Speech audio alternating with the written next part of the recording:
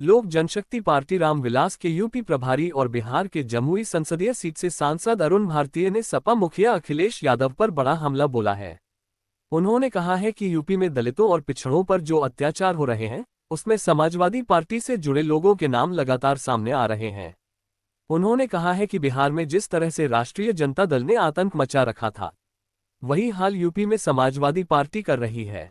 उन्होंने कहा है कि लेकिन अब यूपी के लोगों को घबराने और परेशान होने की कोई जरूरत नहीं है, क्योंकि यूपी में भी अब दलितों और पिछड़ों की लड़ाई लड़ने के लिए समाजवादी पार्टी और कांग्रेस के दलित नेताओं की ओर देखने की जरूरत नहीं है। अब उनकी लड़ाई लड़ने के लिए खुद केंद्रीय मंत्री और लोक जनशक्ति पार्टी रामविलास पासवान के अध्यक्ष चिराग पासवान उनके बीच आ रहे हैं। उन्होंने एक बार फिर से यह नारा दिया है कि क्यों मांगे उधार, अब अपना नेता तैयार।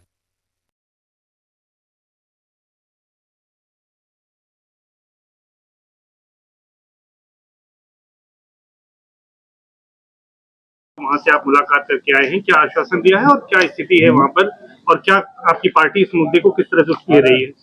देखिए, अखिलेश यादव जी पीडीए का नारा देते हैं, पिछड़ा, दलित और अल्पसंख्यक की, लेकिन उनके लोग दलितों पर तो अत्याचार करते ही हैं, अब पिछड़ों पर भी अत्याचार कर रहे हैं। और ये अब देखने में आ रहा है। आज की घटना, हम लोग जहाँ ठुकुर कटवा में गए थे, वहां पे एक ही परिवार के 3 लोगों को जिस तरह से बेरहमी से मार दिया गया है। हम लोग परिवार से मिले, हम लोगों ने उनको विश्वास दिलाया कि जिस तरह से जसलाल सरोज जी की लड़ाई में हम उनके साथ थे, हिमांशु सरोज जी की लड़ाई में उनके साथ थे, महेश कुमार जी के परिवार के साथ लड़ाई में उनके साथ थे, हम आपकी लड़ाई में आपके साथ खड़े हैं।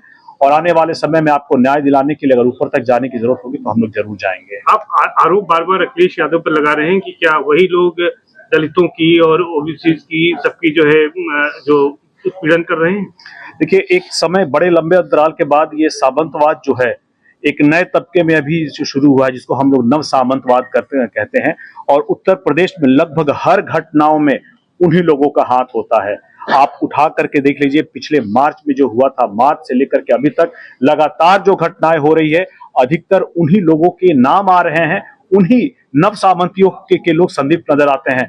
अब तो आंकड़े भी आने शुरू हो गए हैं कि दलितों के खिलाफ जो अत्याचार हो रहे हैं उसमें एक समाज के लोग ज्यादा संलिप्त पाए जा रहे हैं। और लगातार पुलिस के रिकॉर्ड भी जो आ रहे हैं उसमें भी यही आ रही है। तो अब ये बताना जरूरी है कि जिन लोगों ने आपका वोट लिया वो आपके साथ खड़े नहीं है। आपको उधार के नेताओं की जरूरत नहीं है, अब आपके समाज के नेता आ रहे हैं।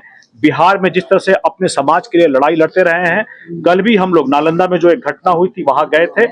अब उत्तर प्रदेश में आकर के उस पीड़ित परिवार से मिले हैं और आने वाले समय में हमारे नेता मजबूती से आकर के इस समाज को उस विश्वास के साथ उनकी लड़ाई को आगे लेकर चलने का काम करेंगे। अच्छा, ये लोक जनशक्ति पार्टी के संस्थापक स्वर्गीय रामविलास पासवान जी की जयंती है 5 तारीख को, यूपी में इस बार किस तरह से भव्य तरीके से मनाएंगे? हम लोग इनके जयंती समारोह को इस बार एक व्यापक तरीके से मनाने का पूरा हम लोग ये कर रहे हैं, हमारी तैयारी चल रही है।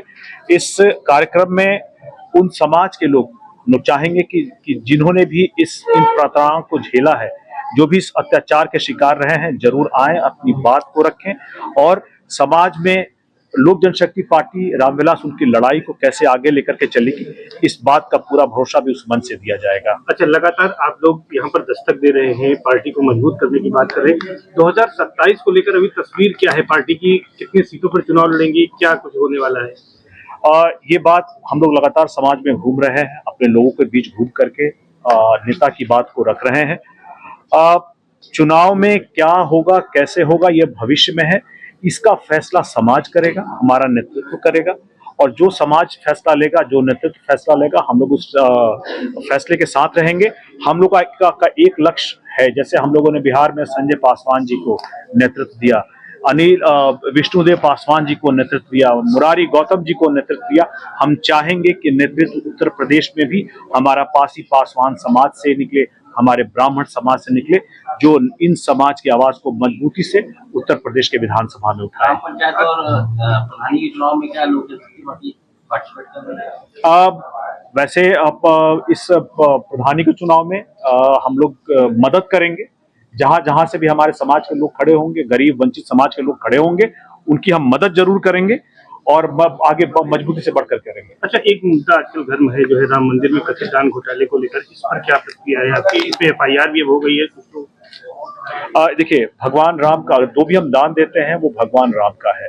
कोई भी आदमी भगवान राम के दान को लेकर के नहीं जा सकता। कानून अपना काम करेगा, कानून अपना काम कर रहा है, एफआईआर दर्ज की गई है और अगर जो इसमें से किसी तरह से अगर बच निकलेगा तो उसको भगवान राम को जाकर के जवाब देना पड़ेगा। इसीलिए जो जांच हो रही है उस पर संयम रखा जाए, जांच के रिपोर्ट के आने का इंतजार किया जाए, उचित कानूनी कार्रवाई होगी और जो भी दोषी होंगे उनके ऊपर सजा के उनको सजा दी जाएगी। श्री राम जन्मभूमि तीर्थ ट्रस्ट के महासचिव जो है चंपत राय ने इस्तीफा दे दिया, इस दबाव में क्या कहेंगे? देखिए, अगर उन्होंने, क्योंकि जांच चल रही है तो उसी ट्रस्ट पे चल रही है और उन्होंने अपने आप को इससे अलग किया है तो इसमें जांच का सहयोग कर रहे हैं, इस बात का स्वागत होना चाहिए।